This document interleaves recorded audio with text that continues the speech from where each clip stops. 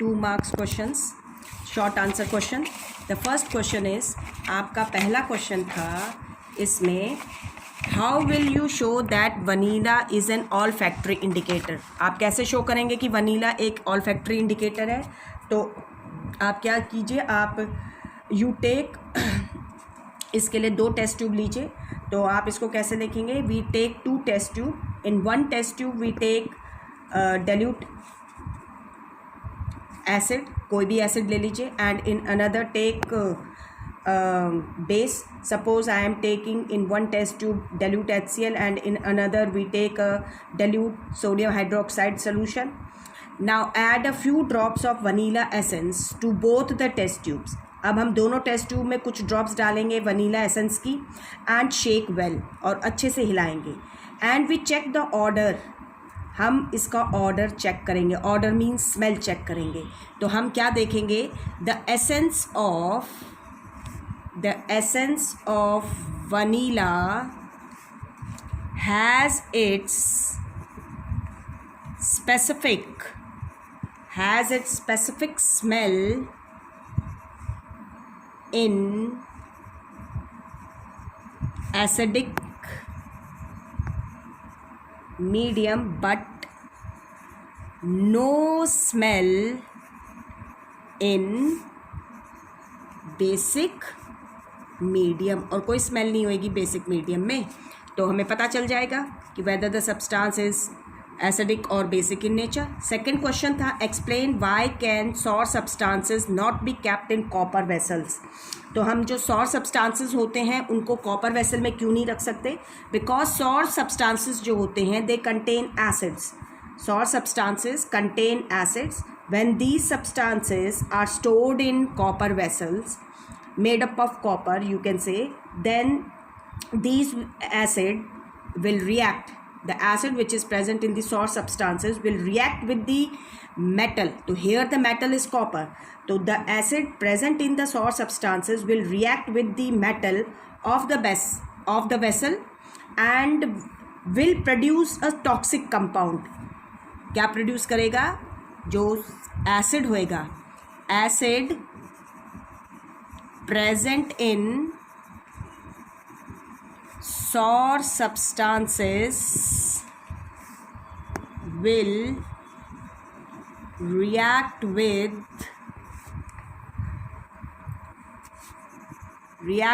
the metal. यहाँ पर metal क्या है हमारा? react with the metal copper and produce toxic compound, और टॉक्सिक कंपाउंड प्रोड्यूस करेंगे which are unfit for consumption, जो अनफिट होता है कंजप्शन के लिए, and sometimes it may also called food poisoning भी हो सकती है. सो वी शुड नॉट, इसीलिए हमें क्या है, so we should not keep sour substances in vessels which is made up of copper or brass, you can say. What is universal indicator? हमारा next question है, यूनिवर्सल इंडिकेटर क्या है, give its use. तो universal indicator क्या है, हमने इसको पढ़ा ही था कि universal indicator is a mixture. Universal indicator is a mixture of several indicators, several different indicators which shows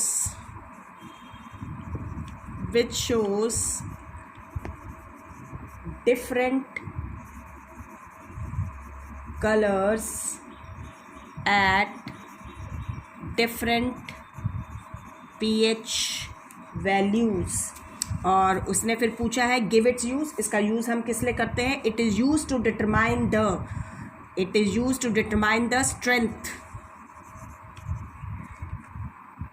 strength of the given acidic or alkaline solutions कि हमें इससे स्ट्रेंथ पता चलता है कि कौन कितना स्ट्रांगली एसिडिक है या वीकली एसिडिक है, स्ट्रांगली अल्कलाइन है, वीकली अल्कलाइन है. And it is used to find second use क्या है, it is used to find the pH value of the given solution. हम गिवन सोल्यूशन की pH वैल्यू फाइंड आउट कर सकते हैं. फिर उसने नेक्स्ट क्वेश्चन में पूछा है how will you show that animals are sensitive to pH. ये ऑलरेडी आई हैव डिस्कस्ड, मैंने इसको आपका वीडियो में डिस्कस वैसे भी कर रखा है, तो मैं एक बार रिमाइंड करवा देती हूँ आपको कि इसमें आप डिस्कस कीजिए कि जैसे जो ह्यूमन बींग्स होते हैं they are also sensitive to pH. They body work properly in the pH range of near 7 to 7.8 and if this pH level changes then we have different kinds of ailments in our body. हमारी body में तरह तरह की ailments हो जाती है, problems create हो जाती हैं. इसी तरीके से when the pH of the water changes in rivers or seas due to acid rain, then the life of the aquatic animals get disturbed. Sometimes the water become too much acidic due to the acid rain and the aquatic animal they start dying. So these 2 points you can give in this question. इसमें आप ये 2 point discuss कर सकते हैं. Next question में उसने पूछा है कि right the chemical names of the following compound and state one use of each of them. अब आपको केमिकल नेम्स देने हैं, तो ध्यान रखिए सबसे पहले आपका वॉशिंग सोडा है, तो वॉशिंग सोडा का केमिकल नेम आप लिखेंगे sodium carbonate Deka hydrate. Chemical name ये है. और वन यूज़ आप सभी को पता है कि it is one of the ingredient of the soap और डिटर्जेंट में आपका ये इस्तेमाल किया जाता है. वन इंग्रेडिएंट है. It is also used for making hard water soft. जो परमानेंट हार्डनेस होती है वाटर की उसको रिमूव करने के लिए हम इसका इस्तेमाल करते हैं. It is also used for making sodium compounds like borax बनाने में. तो इस तरह के जो यूजेस हैं आपको जो डिस्कस किए थे उनमें से आप कोई भी एक यूज़ दे सकते हैं इसका. नेक्स्ट बेकिंग सोडा, तो इसका जब केमिकल नेम देंगे तो we will write sodium hydrogen carbonate. Sodium hydrogen carbonate है. Sometimes it is also written sodium bicarbonate. लेकिन मैं आपको पहले भी बता चुकी हूँ कि आजकल nowadays sodium hydrogen carbonate is mostly used. और इसका एक use it is used as an antacid की तरह यूज़ करते हैं, या हम लिख सकते हैं it is one of the ingredient of baking powder, या it is used in making baking powder. आपका it is used in soda acid fire extinguishers. आप कोई भी एक यूज़ दे सकते हैं. फिर है ब्लीचिंग पाउडर. इसका chemical name calcium oxy chloride, ये आपको दे रखा है, तो इट इज़ केमिकल नेम. ये इसका केमिकल नेम है. अगले क्वेश्चन में फिर पूछा है कि right chemical formula of washing soda. हमें वॉशिंग सोडा का केमिकल फार्मूला देना है, तो वॉशिंग सोडा का केमिकल फार्मूला पूछा है, तो तब आप फार्मूला लिखिए Na2CO3.10H2O and state it's important uses. और इसके इंपॉर्टेंट यूजेस अभी डिस्कस किए हैं आप. 3-4 जो भी यूजेस हैं, क्योंकि 2 मार्क्स में है तो अकॉर्डिंगली गिव योर आंसर. अब उसी हिसाब से अपने यूजेस इसमें डिस्कस कीजिए. 2 एटलीस्ट कम से कम 2 यूजेस तो दीजिएगा. उसके बाद नेक्स्ट क्वेश्चन में उसने पूछा है सेम सिमिलर उसी तरह का क्वेश्चन है what is the chemical name of washing soda. अभी ऊपर बताया है सोडियम कार्बोनेट डेकाहाइड्रेट, ये तो केमिकल नेम हो गया. फिर उसने कहा है name the 3 raw material use for making washing soda bye Solvay process. अब रॉ मटेरियल पूछे तो सॉल्वे प्रोसेस के अंदर जो रॉ मटेरियल यूज़ होते हैं, ध्यान रखिए जो आपने रॉ मटेरियल देने हैं. नंबर 1 सॉल्वे प्रोसेस के हिसाब से जो रॉ मटेरियल है, सबसे पहला आपका है लाइमस्टोन जो आपका कैल्शियम कार्बोनेट होता है. ध्यान रखिए इसका इस्तेमाल किया जाता है. It is used as a source, क्योंकि ये क्या है आपका लाइमस्टोन जो होता है it is a source of carbon dioxide. ध्यान रखना ये, क्योंकि लाइमस्टोन की आपने डिकम्पोजिशन फर्स्ट चैप्टर में पढ़ी होएगी. ध्यान रखिए जब हम कैल्शियम कार्बोनेट को डिकम्पोज करते हैं, it decompose to give quick lime and carbon dioxide. दोनों ही यूज़ होते हैं. ध्यान रखिएगा इसमें क्विक लाइम को भी यूज़ किया जाता है और कार्बन डाइऑक्साइड को भी. तो ये सोर्स होता है. पहला रॉ मटेरियल लाइमस्टोन है. दूसरा रॉ मटेरियल जो है हमारा वो है कॉमन सॉल्ट. जिसे हम सोडियम क्लोराइड भी कहते हैं, ये calcium carbonate NaCl। It is used in the form of brine, brine की तरह हम इसका इस्तेमाल करते हैं, कंसनट्रेटेड जो सोल्यूशन बनेगा। और तीसरा जो रॉ मटेरियल यूज्ड होता है दैट इज़ अमोनिया, वो अमोनिया है NH3। तो उसने नेम पूछे थे, हमने नेम दे दिए। फिर नेक्स्ट क्वेश्चन में पूछा है name the chemical property in each case on which the following uses of baking soda are based.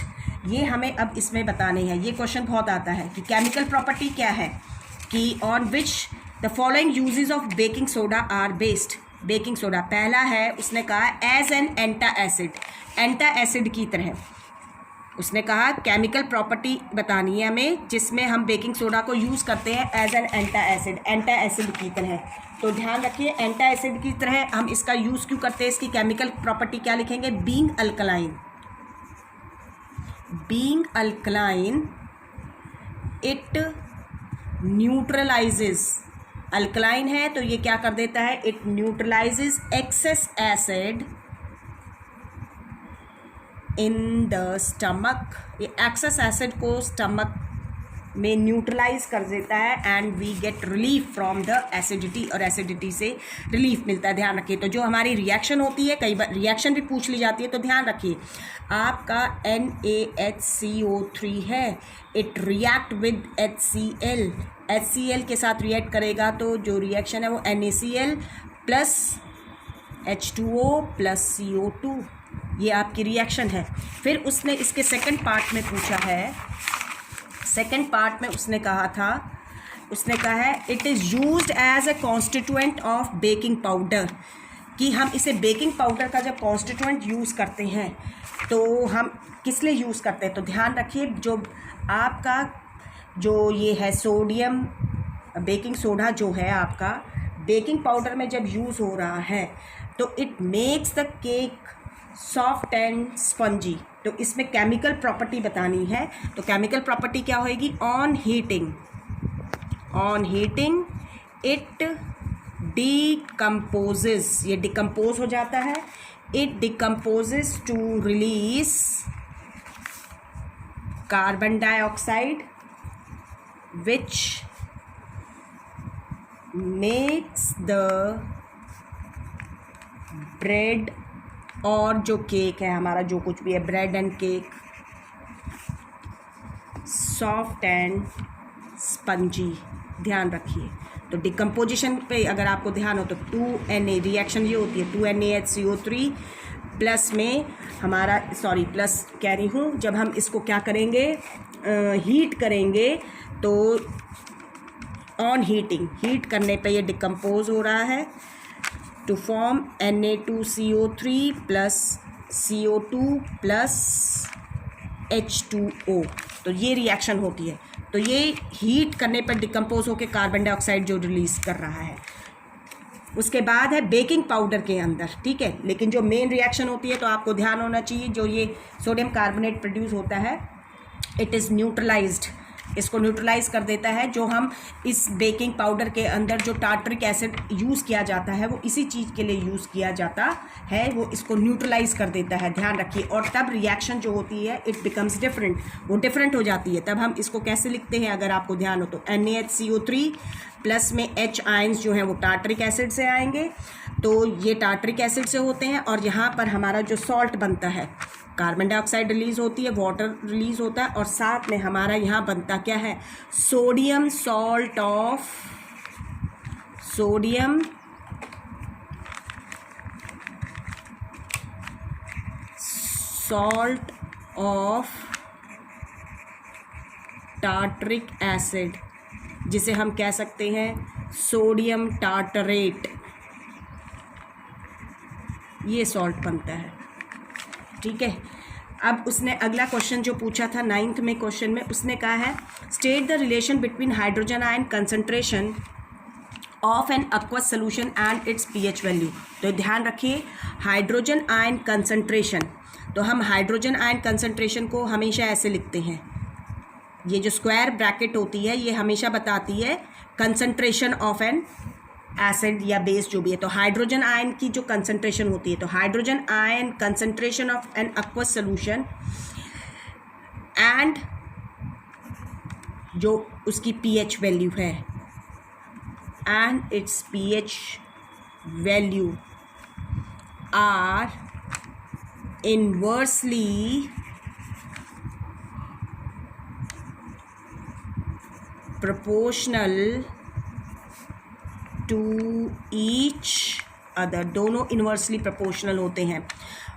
More the hydrogen ion concentration in the solution, lesser will be its pH value. Lesser the hydrogen ion concentration in the aqueous solution, more will be the pH value. तो ये ध्यान रखना है. तो क्या है? more H positive ion concentration, तो क्या होएगा?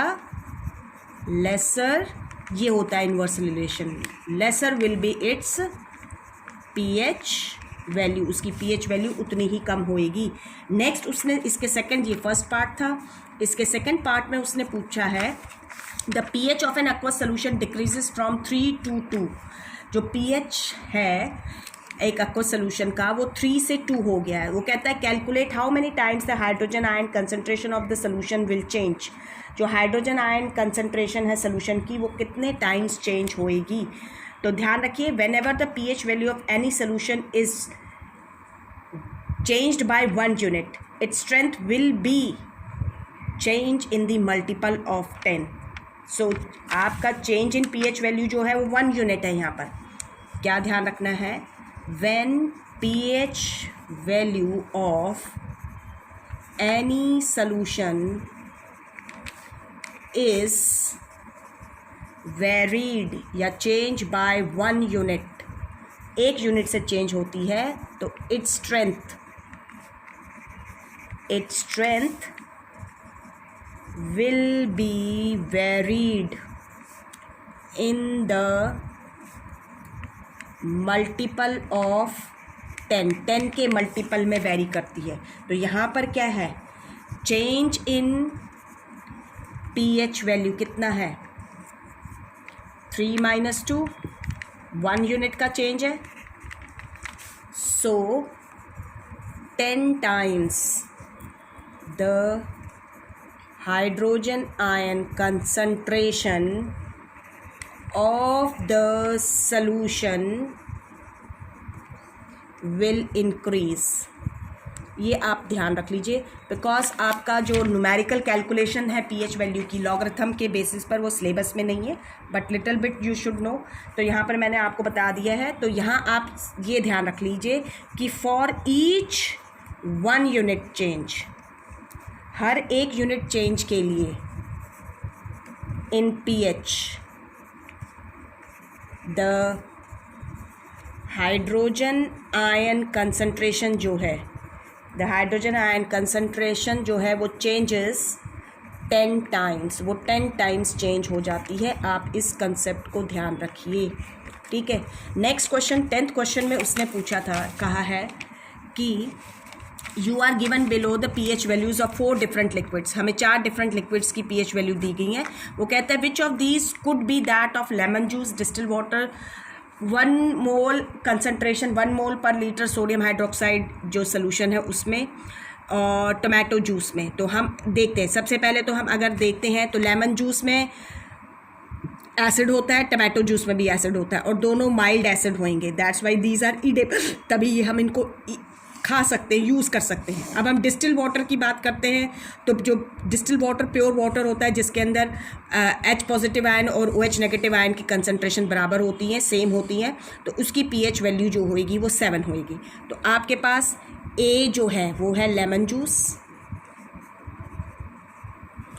B जो है वो है डिस्टिल्ड वाटर, और उसके बाद है हमारे पास 1 molar concentration of sodium hydroxide solution है, और डी पे है हमारे पास टोमेटो जूस. हमें इनकी pH वैल्यू बतानी है. तो ये आपकी बुक में एक टेबल है, उसके अंदर आपको फिल भी करनी है तो ध्यान रखिएगा। तो डिस्टिल वाटर की pH वैल्यू 7 है, ये एक बेस है तो बेस की वैल्यू 14 होएगी क्योंकि इट इज़ गिवन। अब हमारे पास बचा 4 और 2। अब हमने लेमन जूस और टमाटो जूस को देखना है, तो ध्यान रखिए lemon juice is more acidic than tomato juice, तो लेमन जूस की वैल्यू जो होएगी वो क्या होएगी, 2 हो जाएगी और टमाटो जूस की 4 हो जाएगी। ये था। 11th क्वेश्चन है, a few drops of sulphuric acid are added to water before electrolysis, why. जब हम इलेक्ट्रोलिसिस करते हैं वाटर की तो हमने देखा था कि वी यूज़ डिस्टिल वाटर, और डिस्टिल वाटर के अंदर जो होते हैं H पॉजिटिव आयन और OH नेगेटिव आयन्स जो होते हैं वो सेम अमाउंट में होते हैं। तो डिस्टिल वाटर के अंदर जो होता है, जो प्योर वाटर है, it does not conduct electricity. To make water conducting, तो वाटर को क्या करने के लिए, कंडक्टिंग बनाने के लिए, तो क्या होएगा, हम किस लिए ऐड कर रहे हैं, टू मेक वाटर कंडक्टिंग। आ गई बात समझ में, वाटर को कंडक्टिंग बनाने के लिए, so that electric current can pass through the water and its decomposition will take place, उसका इलेक्ट्रोलिसिस हम कर सकें, इलेक्ट्रिक करंट तभी पास करे होएगा। To make water conducting we add dilute sulphuric acid to water. क्या होएगा, जब हम H2SO4 को ऐड करेंगे तो उससे क्या होगा, because H2SO4 will get ionised completely, वो कंप्लीटली आयनाइज्ड हो जाएगा।